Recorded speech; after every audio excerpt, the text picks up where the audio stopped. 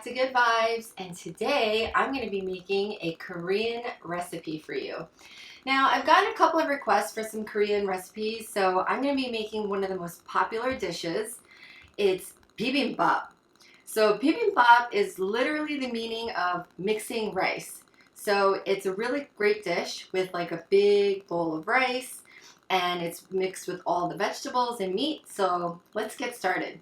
I'm going to start with a little bit of sliced ribeye. I'm going to take this and we're going to cut it into really thin slices because you want to marinate the meat.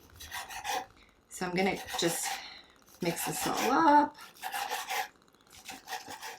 We have our beef thinly sliced. Now what we want to do is we want to marinate it. So I'm going to start with 1 clove of garlic, and I want to grate that garlic. Now the reason why I'm grating it is because you want to get like the flavor of it and not more like chunks of garlic. So you want to get finely grated garlic. So we got our grated garlic, and I have some soy sauce, some sugar, white sugar, and a little bit of mirin. So mirin is a rice wine kind of a seasoning. It really enhances the flavor. And I'm going to add a little bit of sesame oil. So I'm going to do about a tablespoon. Then we're just going to get our meat in there. And this is where we're going to start mixing, guys.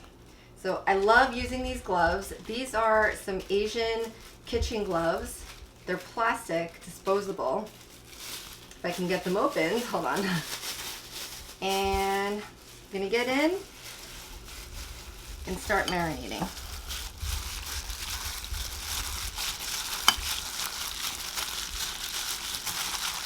Now we're gonna let this sit for about 20 minutes until we get all of our other ingredients prepped. Now in a traditional Korean bibimbap bowl, you're gonna have some really great vegetables in here. So what I have here is I have a little bit of gray squash, but you can also use zucchini as well. It's really minced into matchsticks here, and then a little bit of julienned carrots, shiitake mushrooms, and I went ahead and blanched some spinach along with soybean sprouts. Now, soybean sprouts are like the cousin of the edamame. It's different than bean sprouts, so I like using soybean sprouts better because it has a little bit more of a texture, and it has a little bit of the yellow ends here. So let's get started. I'm going to heat up my pan, and we're going to saute each vegetable separately because you really want to plate them separately to get that beautiful presentation. The bibimbap is all about the presentation, guys, so don't skimp out. Just have some patience, and you're going to have a delicious, beautiful bowl of bibimbap. Let's get started. I'm going to heat up a little bit of vegetable oil.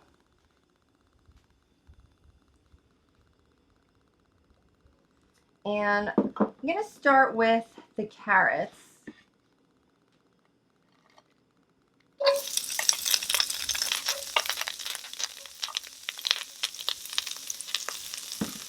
Just going to add a little bit of pepper. Now you don't want to season the vegetables too much because you're really going to get the flavors from like the sauce at the end that I'm going to show you. And then I also want to add a little bit of salt.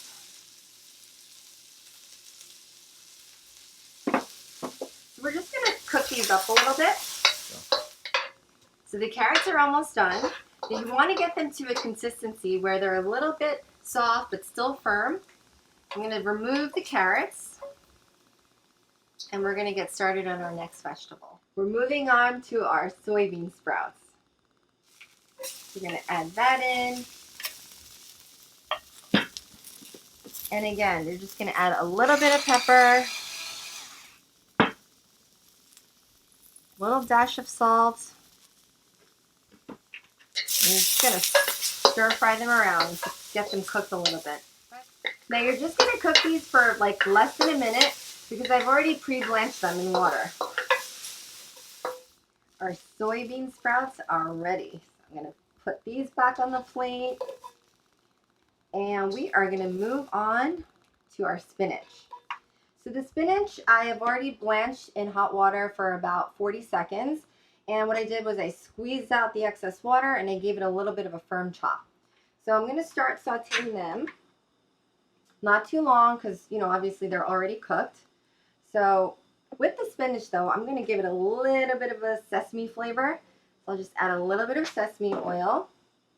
And I'm going to add the spinach in. Make sure we get every little piece. The pepper. And a little bit of salt.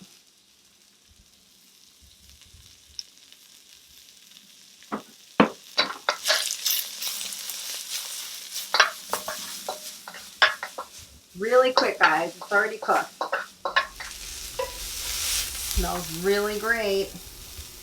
We're now going to move on to our shiitake mushrooms. Now, if you don't like shiitake mushrooms, you can substitute it with any type of mushroom you like.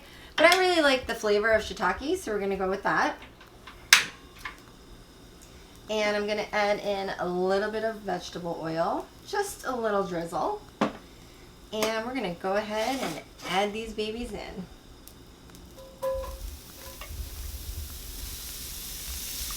Now you're going to cook these a little bit longer because these shiitakes have a really firm texture. So you want to make sure you get them cooked really well.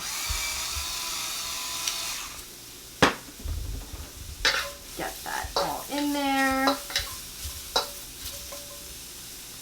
Would you like to see some wrist walk action, guys?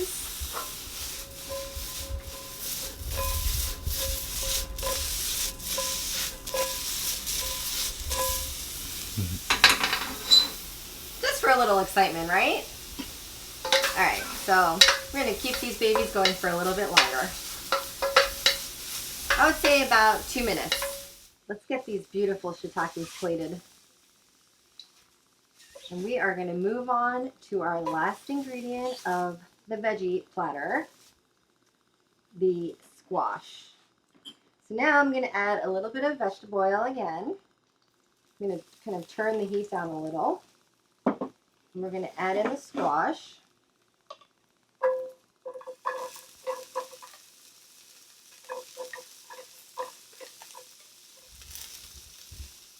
Whoop, a little carrot went in there. Oh well.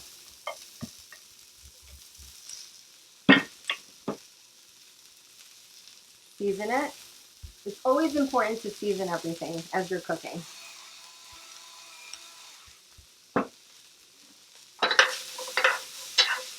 So we're going to saute these for about a minute or two, depending on how firm you like the vegetables. Our squash is really nice and tender. We are ready for the meat, guys. It's been marinating, so the flavor should be nicely absorbed. So I'm going to put a little bit of vegetable oil in our pan. Just a little, because remember, the meat's marinating in sesame oil already. We're just going to get this in here.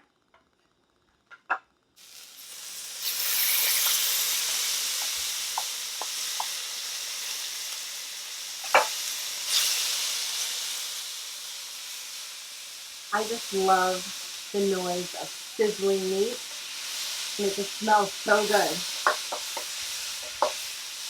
Look at this glossy meat, you guys. It looks so delicious. Now, I used the sliced thin ribeye, but you really can use any type of beef you want. And if you don't eat red meat, you can always use ground chicken or pork. So it's really up to you. And you can make this dish completely vegetarian as well by omitting the meat. So we're almost there, guys. I'm getting really hungry. Get our meat plated. Now we're going to be making the delicious sauce. So gochujang, which is what I have right here, it's a Korean red chili pepper based, and it's really delicious, but it is a little bit spicy. So it's really more of like a fermented red chili pepper paste made with like kind of a glutinous rice mixture as well. So I'm going to get started. I'm going to add in 2 heaping teaspoons of the gochujang. Now, I love spicy, But if you're not really a big spice fan, you can use less. Just a really nice texture. And then we're gonna add in a little bit of rice wine vinegar. Just gonna use the same spoon, about a tablespoon here. And also some sesame oil. It's really gonna bring everything together. So about a tablespoon there. And some sugar. We're gonna get this mixed up. So now this is the sauce that's gonna go on top of the bibimbap, and you're gonna blend everything together and it's gonna be delicious. Look at our velvety gochujang sauce. So good. This is sweet and spicy. Now that we have our sauce finished, we're gonna move on to the rice. So what I have here is called a dolsot. So that means stone pot in Korean. So these are amazing. I'll put a link in below where you can find it. And this literally keeps your dish hot from beginning to the end. So what I'm gonna do is I'm gonna brush in a little bit of sesame oil. I wanna create like that crispy rice crunch on the bottom. So you just wanna kind of brush it around in the inside, just a little bit. And I'm gonna add in my rice. So we're using short grain rice today, so it has that sticky texture. Most Japanese and Korean rice cuisines are usually based with the short grain rice. It has more of a stickier feel. So I'm gonna add a little bit of that in here. Here comes the fun part, guys. We are gonna be assembling our bibimbap bowl. So you wanna add in all of the veggies in a really nice array. So I'm gonna add in some of the zucchini here. Some of our bean sprouts. The carrots. Our spinach. You wanna make sure you get a nice little surrounding, a bed of all the vegetables. Then we're gonna add in our delicious meat. Now that we have our beautiful bibimbap bowl all arranged, I'm gonna add it on back to the heat. And you wanna really cook it so that the bottom of the rice gets like really crunchy and crispy. So we're gonna heat it for about 2 minutes to really make sure it gets all crunchy. Stay tuned for a delicious bibimbap, guys. Hey guys, it's been about 3 minutes. Let's give it a look and see what's going on in there. Oh yeah, you hear that sizzle. I'm going to turn the heat off now. Now, if you guys don't have an access to the stone pot, it's totally fine. If you're not, you can use a little ceramic stoneware or your Le Creuset or a cast iron skillet. Anything that's going to give you that crunch on the bottom works fine. All right, so now I'm going to transfer this over. I'm getting excited.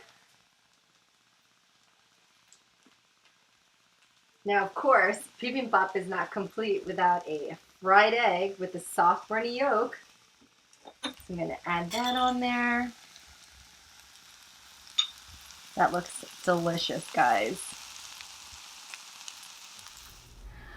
So excited to eat this, guys. So what I'm going to do is I like to add a little bit of extra sesame oil on mine. Just going to drizzle it on.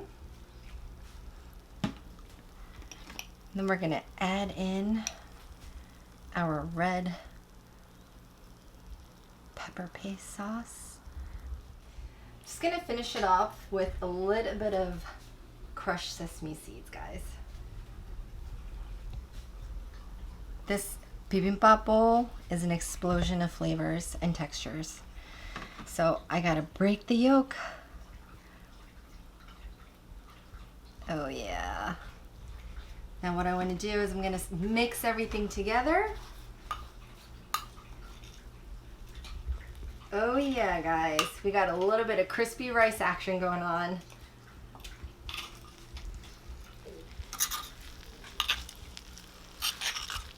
This looks delicious. You want to make sure you break up that egg, mix in the sauce. Time for the taste test. I can't wait to eat it, but it's like really hot, so I have to like cool it down a little bit. Give it a couple of blows.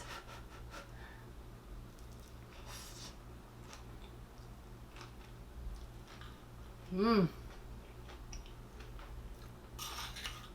That is so good, guys. You get a little bit of that crispy, crunchy rice, the sweet and spiciness from the sauce. It's just really delicious. I really hope you guys will try this recipe. Bibimbap, but it's also Dolsot bibimbap because I cooked it in the stoneware, guys. If you like this recipe, give it a like, and I hope you'll subscribe. Thanks for watching. Until next time.